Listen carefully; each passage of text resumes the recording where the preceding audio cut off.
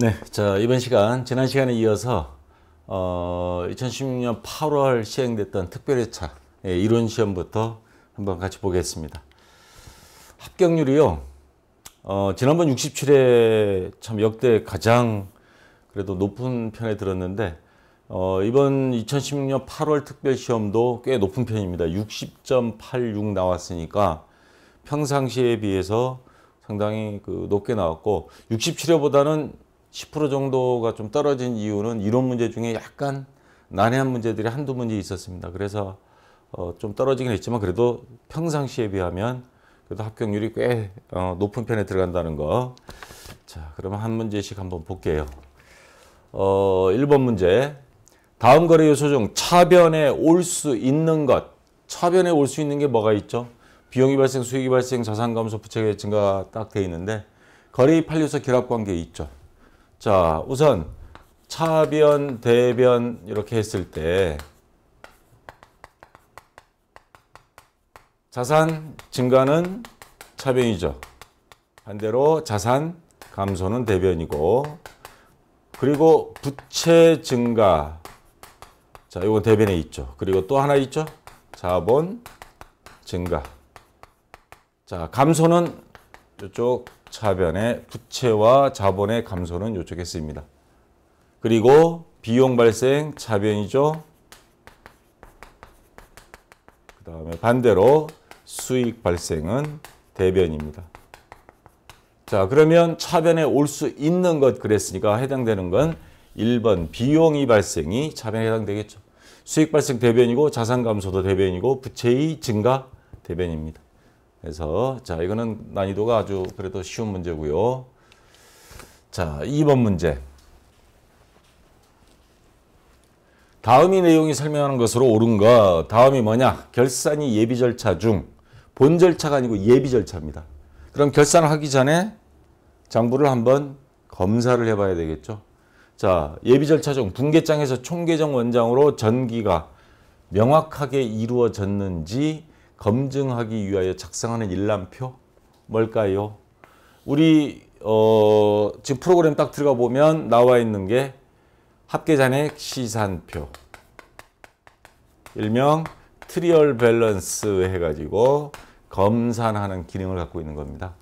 그래서 시산표에 보면 여기 자산, 자, 트리얼 밸런스, 그 다음에 부채, 그리고 자본, 또 수익, 비용, 이렇게 해서 모든 항목을 여기다 다 갖다 놓고 차변 합계, 자산과 부채 더한 거, 부채 자본 수익 더한 거, 요거 합계해서 요 합계 금액이 양쪽 다 같다 하면 100%는 아니지만 상당 부분 그래도 장부가 이상이 없는 거다 해서 안심하고 그 다음 결산 본 절차로 들어가는 겁니다. 자, 이렇게 트리얼 밸런스에서 우리가 프로그램 보면 합계잔액 시산표 있고요. 그 다음에 여기에 해당되는 것들이 일계표, 월계표라고 나와 있는 거 있습니다.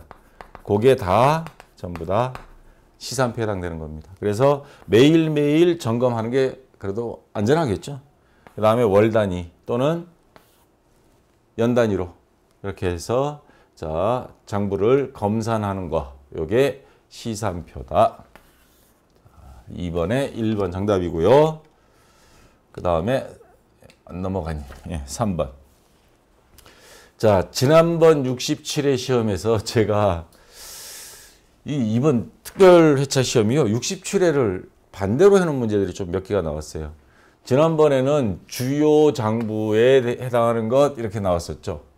그래서 주요 장부 외에 보조 원장, 보조 기입장 이런 거는 사실 출제된 적이 한 번도 없었는데 제 예상을 빗나가서 보조 원장에 해당하는 거 이렇게 나와 버렸습니다. 그래서 장부는 크게 우선 두 개로 나눕니다. 주요 장부라고 하는 주요부, 그리고 보조부. 크게 일단 이렇게 두 개 나눠요. 그래서 주요부에 해당되는 거는 분계장과 총계정 원장 이렇게 들어가고요. 보조부도 다시 두 개로 나눕니다. 보조 원장과 그리고 그 하위 개념으로 보조 기입장이 있습니다. 그래서 당, 서열 순서로 이야기하면 가장 중요한 당, 서열 1순위고 2순위, 3순위인데 자, 요거 이런 식으로 시험이 딱 나와버리면 보조원장 해당하는 것 하면 이거 아마 헷갈려 버렸을 거예요. 예상을 빗나간 문제가 나와서 많이 틀렸을 겁니다. 이거. 지금 이 밑에다가 보조원장 종류의 상품재고장, 매출처원장, 매입처원장, 가지급원장 뭐 이렇게 나와 있고, 보조기입장이 현금 출납장, 당좌금 출납장, 받으러온 기입장, 뭐 지급원 기입장, 매입 매출장 이렇게 나왔는데, 만에 하나 혹시 또 시험에 이런 게 또 튀어나올 줄 몰라서 이번 68에는 안 나오리라고 생각을 하는데, 그런 사람 이름 모르니까 만약에 보조원장과 보조기입장을 이걸 다 암기하기에는 좀 그렇잖아요. 구분하는 요령. 보조기입장 가보면요. 현금 출납장, 당좌예금, 받을러옴, 지급업. 주로 금융 관련 요 장부는 보조기입장에 해당되는 것들이 대부분입니다. 물론 예외적으로 매입장과 매출장은 있긴 한데 대부분이 보조기입장 항목 보면 금융 관련 이런 것들이 중심이 되어 있다는 거. 보조기입장은 그렇고 보조원장은 금융 관련은 없습니다. 상품 재고, 재고 파악, 매출, 거래처, 외상값, 외상매입금 이러한 것들, 가지급, 준거. 그래서 이러한 것들 중심으로 해서 보조원장은 구성이 되어 있습니다. 그래서 다음 요거라도 여러분들이 인식을 하고 나니까 이거 보조기입장이죠. 보조원장. 총계정원장은 주요 부에 해당되고요. 그 다음에 매입장, 매출장만 유일하게 금융 관련이 아닌 장부가 보조기입장에 해당이 됩니다. 그래서 요 정도만 여러분들이 조금 한번 받으시고요. 만일의 경우 한 거니까. 자, 다시 한번 정리하면 주요부는 분계장, 총계정원장. 그 다음에 보조원장, 보조기입장이 그 하위 개념으로 있는데 보조기입장들은 주로 금융 관련, 현금, 당좌예금, 받으러옴, 지급업. 예외적으로 매입, 매출장이 들어갔고 보조원장은 재고 파악, 매출, 매출처, 매입처, 거래처에 대한 것들 이런 것들이 중심이라는 거. 자, 그래서 정답은 여기서는 상품 재고장이 보조원장이 되겠습니다. 자, 그다음 4번 문제인데요. 다음 계정 기입에서 당기 소모품 미사용분이 금액입니다. 자, 소모품입니다. 소모품비가 아니고. 그러면 자산이니까 증가가 차변이고요. 감소는 대변입니다. 자산이니까. 그러면 10월 25일 날 현금 주고 5만 원어치 소모품을 사왔다는 말이에요. 사무실 복사용지. 그리고 12월 31일 두 개가 있습니다. 하나는 소모품비에서 2만 원 돼 있고 하나는 차기 2월에서 3만 원 돼 있습니다. 요거는 해석을 하면 차기 2월은 뭐예요? 내년으로 넘긴다는 거죠. 다 못 쓴 거 다음 회계 기간으로 넘긴다. 대부분 내년으로 넘기는 거죠. 그러면 미사용분의 금액은 요거죠. 다 사용 안 하고 내년으로 넘기는 거니까. 자, 처음 구입할 때부터 소모품이라는 자산으로 처리했으니까 요거는 자산처리법으로 일단 처리가 된 거고요. 그 다음 사용된 거는 2만 원이라는 소리죠. 해석을 하면. 5만 원씩 사와서 2만 원 쓰고 비용으로 전환시켰으니까 3만 원은 남아서 복사용지 남은 거 내년 또 써야죠. 자, 그러면 단기 소모품 미사용 금액은 아까 이야기한 3만 원, 3번이 정답 되겠습니다. 됐고요. 자, 5번 문제. 다음에서 인출금과 당기순이익을 정리한 후 기말자본금으로 오른 것. 자, 인출금 계정과 자본금 계정 이렇게 나눠져 있습니다. 자본금 계정이나 인출금 계정의 성격은 똑같아요. 자, 자본의 증가 어느 쪽이에요? 차변? 대변? 대변이죠? 자, 자본의 증가 대변입니다. 인출금도 같다 그랬죠? 단지 이름만 달리한 겁니다. 증가. 그러면 감소는 차변이에요. 여기 차변의 감소. 자, 자본금 계정이 있는데 인출금 계정을 왜 쓰느냐? 쓰는 회사도 있고 안 쓰는 회사도 있습니다. 근데 지금 우리가 하고 있는 전산회계 기업은 개인 기업이죠. 주식회사에서는 사장님이라고 회사 또 마음대로 가져가면 공금 횡령이 됩니다. 왜? 동업한 회사잖아요. 주주들하고. 근데 이게 개인 기업이니까 사장님 마음대로죠. 사장님이 수시로 돈 가져왔다 가져갔다 합니다. 사장님 돈 달라는데 안 줄 수 있어요? 그래서 우리가 보면 공부할 때는 연습장에다가 막 문제 풀다가 핵심적인 내용만 책에다가 딱 메모를 해놓죠. 그 교재를 자본금이라고 본다면 연습장은 일종의 인출금 계정이라고 보면 돼요. 그래서 그냥 자본금 계정이 하도 낙서가 심해지면 헷갈리니까 별도로 이렇게 적었다가 최종적으로 결산시 가서 사장님이 가져온 돈 퉁 치면 가져간 게 많으면 사장님 돈, 자본금은 사장님 돈이잖아요. 거기서 나중에 최종적으로 한번 빼주고 가져온 게 더 많다 하면 자본금에 더해주고 그게 원리입니다. 그냥 이렇게 분리를 시켰다가 나중에 결산시 가서 합쳐주는 거죠. 자, 그리고 당기순이익은 10만 원이다. 이렇게 나와 있습니다. 우리가 구할 거는 기말자본금이죠. 기초자본금 1월 1일 기초자본금은 50만 원이었어요. 이익 생기면 요거는 어떻게 해요? 사장님이 다 먹죠. 개인회사니까. 그러면 두 개 더하면 10만 원 하면 현재 60만 원입니다. 근데 요 인출금 자본금하고 똑같다 그랬죠. 근데 차변에 감소에 5만 원 있어요. 사장님이 5만 원 12월 10날 개인적으로 갖다 써버렸어요. 그러면 요 기초자본금에서 사장님 돈이 중간에 가져가 버렸으니까 5만 원은 빼줘야 되겠죠. 자, 5만 원은 빼주고 이익 생긴 건 사장님이 다 먹으니까 10만 원은 더해주고. 그러면 60에서 5만 원 빼면 55만 원. 현재 결산일 날 기말 결산 시 자본금은 55만 원이 되는 겁니다. 자, 인출금과 자본금의 성격만 확실히 알고 있으면 그렇게 난해한 문제는 아닙니다. 자, 됐고요. 6번 문제.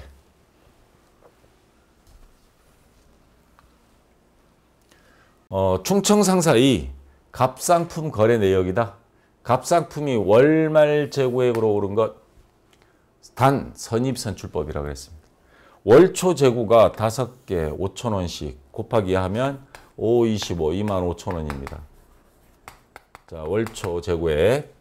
당월 매입액이 10개씩 6천 원이에요. 그러면 이거 얼마예요? 6만 원. 그러면 총 8만 5천 원치 팔 수 있는데 당월 매출이 10개예요. 만 원. 지금 선입선출법 하게 되면 어느 거를 먼저 팔아야죠? 먼저 들어온 걸 먼저 팔아라. 월초, 이거 지난달에 들어온 거잖아요. 2만 5천 원 5개를 먼저 팔고 당월 매입한 것 중에 5개. 요 5개를 팔면 총 10개 팔고 10개 팔았다 그랬으니까 그러면 요거 5개 남은 겁니다. 5개 곱하기 단가 6천 원씩. 그러면 5, 6, 30, 3만 원 남아 있습니다. 이게 바로 기말상품 재고액이 되는 거죠. 후입선출법으로 하면 요거 팔고 10개 팔고 요게 남겠죠. 반대이면. 그러면 후입선출법으로 하면 5, 25, 2만 5천 원이 기말상품 재고액이 되는 겁니다. 자, 여기서는 선입선출법이니까 요게 3만 원이 기말상품 재고액 되겠죠. 그래서 2번이 정답이 되겠습니다. 자, 6번에 2번까지 했고요. 그 다음 7번 문제.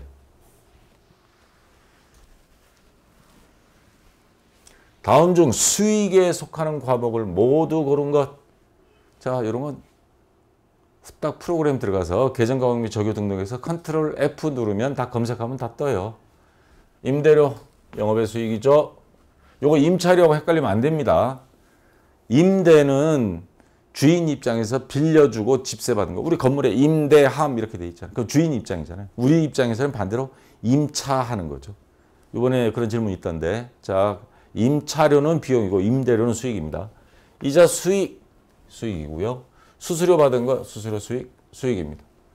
임차료 나왔네요. 반대죠. 이거는 비용입니다. 집세를 지불한 거. 저거는 집세 받은 거. 그래서 수익 요거 빼고 요것만 비용이고 세 개 기역, 니은, 디귿. 예, 4번이 정답이 되겠습니다. 자, 됐고요. 8번 문제. 당월 외상 매입 자료에서 외상 매입금 당월 지급액은. 자, 이런 문제 나왔을 때 계정 과목 그래서 하라고 했습니다. 그러면 자, 외상 매입금이다. 적어 놓고요. 부채죠. 부채 증가 어디예요? 부채의 증가. 여기가 대변이 증가입니다. 여기 증가. 요거 감소죠.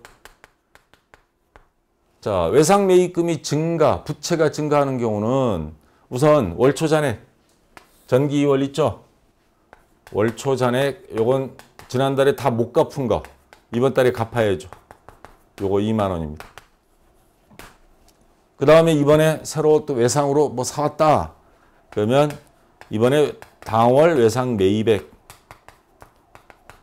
당월 외상 매입액 20만 원 여기 있습니다. 20만 원. 자, 외상 매입금이 증가할 수 있는 경우는 요것뿐이죠. 그러면 총 22만 원입니다. 자, 반대로 여기 보면 환출액이 있습니다. 외상 매입했다가 물건 되돌려 보냈어요. 외상값 안 갚아도 되겠죠? 그럼 환출액은 뺍니다. 환출액이 10,000원이에요. 그리고 외상값을 갚았다. 외상값 지급액. 지금 여기서 지급액을 구하라 그랬죠. 이건 아직 몰라요. 근데 아직 못 갚은 게 10만 원이다. 그러면 차기 2월이죠. 이게 10만 원이에요. 자, 이거는 전기 2월이죠. 월초. 이거는 차기 2월. 자, 합계액은 똑같아야 됩니다. 차변 대변이. 그러면 두 개 더하면 22만 원. 다른 자료가 주어진 게 없으니까 자, 이것만 가지고 22만 원. 여기에서 11만 원 빼면 예, 지급액은 11만 원이 되겠네요. 그래서 정답은 예, 2번이 정답 되겠습니다. 자, 계정 그려가지고 증가감소 줬고 이런 거 다 주어진 자료들 집어넣으면 합계액 가지고 계산하면 되겠습니다. 자, 됐고요. 자, 9번 문제. 다음 계정 과목 중 성격이 다른 하나.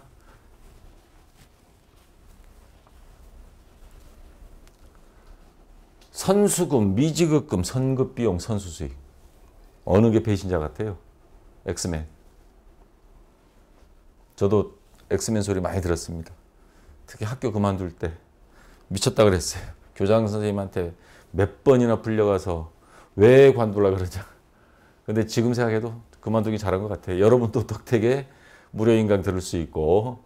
자, 성격이 다른 거. 선수금, 계약금 받은 거 말하는 거죠. 부채죠, 이거. 미지급금, 상품 이외의 것을 구입해서 비품 같은 거 구입해서 아직 안 갚은 거. 이거 부채죠. 자, 요거부터 할게요. 선수수익. 수익인데 먼저 받았다 이 말이에요. 우리가 집세, 임대료 아까 1년치를 한꺼번에 여기는 월세로 하는데 여기라 그러니까 제주도는요 월세 없습니다. 그럼 전세만 있냐고요? 그게 아니고 제주도는 월세를 1년치 한꺼번에 주고받습니다. 그거를 뭐라 그러느냐? 죽는세. 이거 사람 죽이는 집세입니다. 이거. 제주도만 그래요. 몰라 요즘은 월세도 조금 있다 그러는데 왜 이걸 죽는세라 그러냐? 그럼 사는 세가 있겠네?가 아니고 전세의 반대말입니다. 전세는 나갈 때 돈 돌려받잖아요. 근데 이건 못 돌려받는다 해서 죽는세. 그래서 월세 1년치. 자, 만약에 1년치를 받았다. 수익, 임대료, 집주인 입장에서 1년치 한꺼번에 받았어요. 근데 장부를 마감하면서 보니까 결산일 기준으로 보니까 내년도 것도 미리 받은 게 됐어요. 1년치를 한꺼번에 받다 보니까. 그러면 뭐야? 수익 항목이 만약 임대료다. 그럼 집세를 1년치 먼저 받았다. 내년도 것도 받았다. 그럼 선수 임대료, 선수 수익이 되는 거죠. 자, 이거는 근데 그만큼 이제 그 들어와 사는 사람 보고 나가라고 못 하는 거죠. 계약기간 만료될 때까지. 선수금 받은 거와 똑같은 거예요. 선수금 계약금 먼저 받으면 부채죠.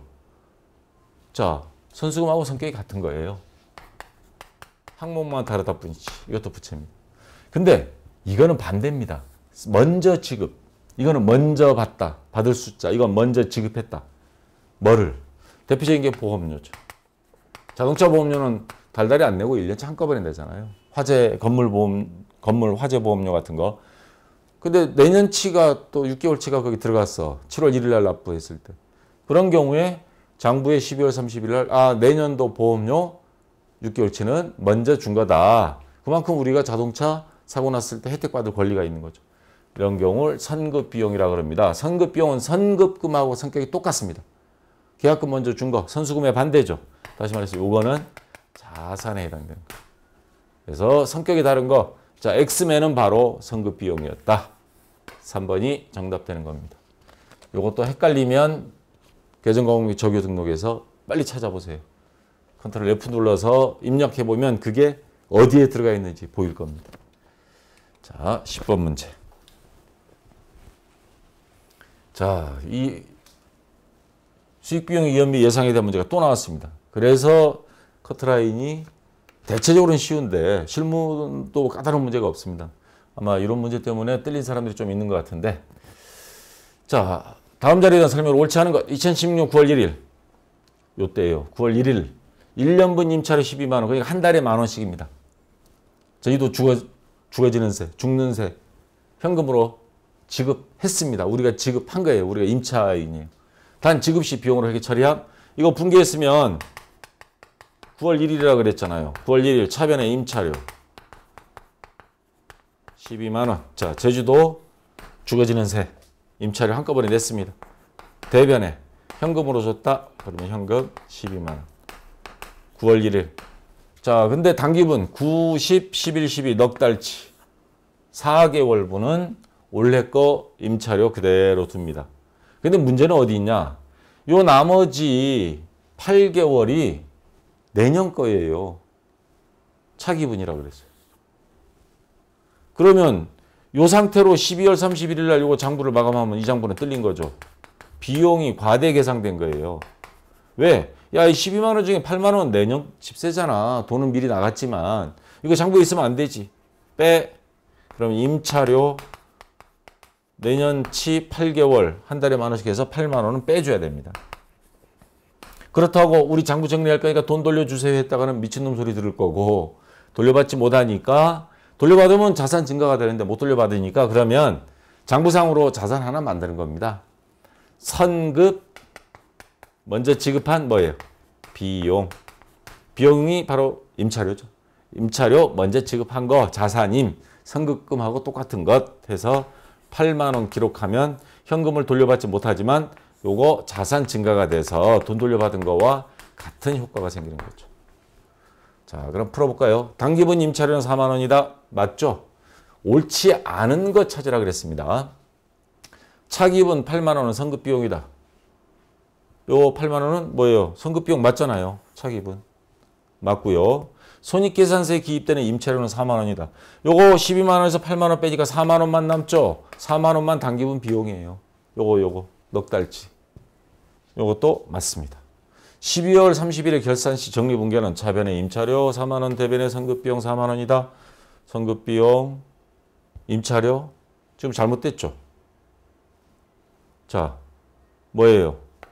분계도 반대로 돼 있고 그 다음에 금액도 틀렸고 그래서 4번이 틀렸습니다. 자, 됐고요. 그 다음 11번 문제.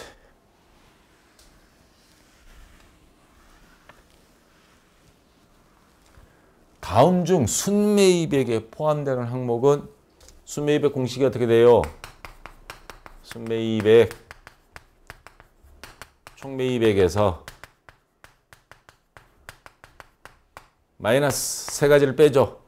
매입, 할인, 매입 애누리, 그 다음에 매입, 환출 세 가지를 뺍니다.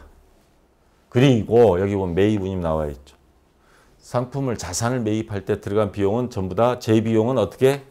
재비용은 자산에 포함한다라는 게 원칙이라 그랬죠. 단기매매증권 빼고 그래서 여기에 재비용은 더해야 됩니다. 재비용이라고 하는 게 상품을 매입하면서 들어간 뭐 운반비, 보험료, 기타 등등 뭐 수수료도 다 들어가고요. 그래서 매입 운임은 순매입액에 포함, 여기 결과론적으로 순매입액 구할 때 여기에 포함되고 요 매입 환출, 매입 할인, 매입 애누리는 요건 뭐예요? 요거는 빼는 거죠. 포함되는 게 아니고 차감하는 항목입니다. 그래서 순매입액 구할 때 더해지는 건 총매입액에 바로 매입액의 재비용은 매입 운임은 더한다. 그래서 3번이 정답 되겠습니다. 자, 그다음 12번 문제. 거래처로부터 받을 어음 20만 원을 기일 전에 자기압 수표로 받았다. 올바른 분계. 거래처로부터 어음 갖고 있었어요. 언제까지 얼마를 어느 은행에다 지급하겠다. 근데 만기일 전에 한 달 있다가 현찰로 교환해 주겠다 했는데 그 전에 돈을 갖고 왔어요. 수표로. 자, 타임 발행 수표죠. 자기압 수표는 현금으로 처리하죠. 그러면 그거 안 바꿔줄 일 있어요? 돈 가져왔는데 당장 바로 어음 주고 현금 챙겨야죠. 현금이 들어왔어요. 그럼 차변에 현금, 대변에는 받을 어음. 그래서 1번 현금 20만 원 대변에 받을 놈. 요게 정답이 되는 겁니다. 자기업 수표, 타임 발령 수표 받았는데 뭐 당좌익금 받을 놈 매수한부 이게 아니죠. 그래서 1번이 정답 되겠습니다. 자, 13번 문제.